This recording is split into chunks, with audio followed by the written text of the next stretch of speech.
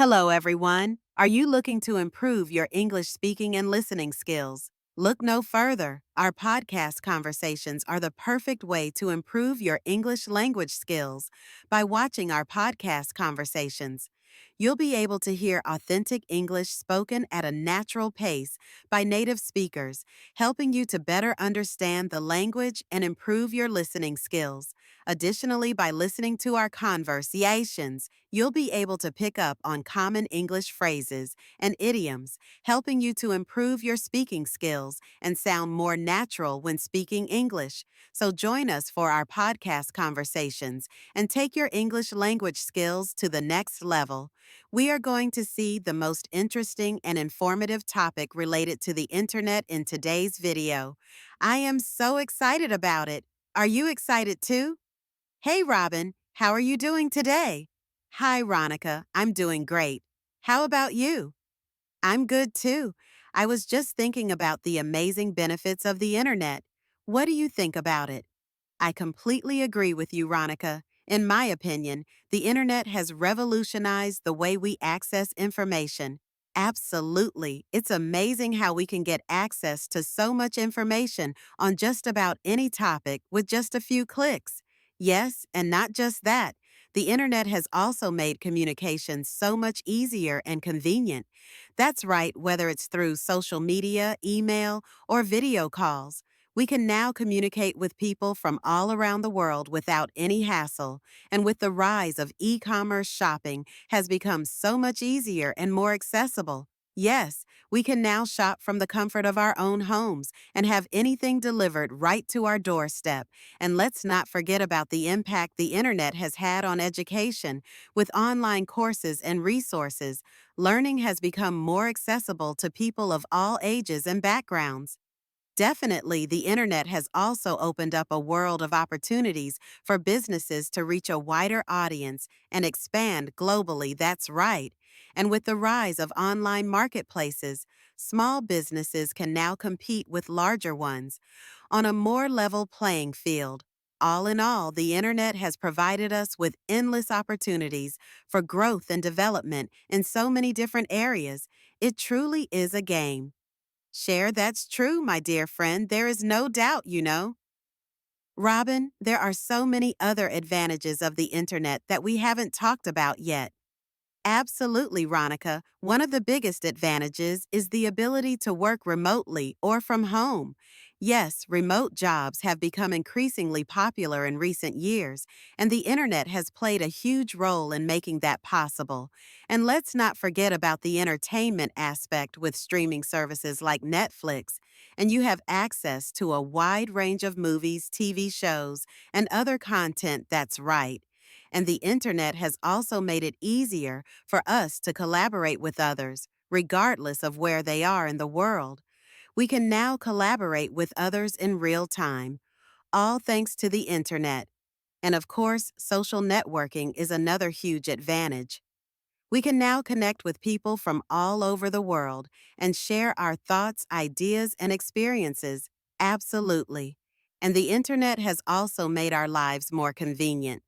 In so many ways, we can now do things like online banking, ordering groceries, and booking travel, all from the comfort of our own homes.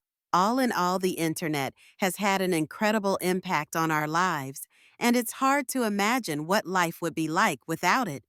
While we've talked about the many benefits of the internet, it's also important to acknowledge some of the drawbacks. That's right, Ronica. One of the biggest concerns is security. With so much personal information being shared online, there's always a risk of that information being stolen or misused. And privacy is another big issue. We often don't realize how much of our personal information is being collected and shared without our knowledge or consent. Cyberbullying is another major concern with so much communication happening online. It's easy for people to hide behind anonymity and say hurtful things to others. And then there's the issue of addiction with so many things to do and see online. It's easy to get sucked into spending hours on the internet every day.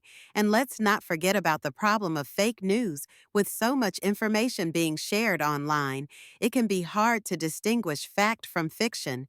Health is another concern. Spending too much time on the internet can lead to problems like eye strain, headaches, and poor posture. And then there's the issue of hacking. With so much valuable information being stored online, there's always a risk of that information being stolen by hackers.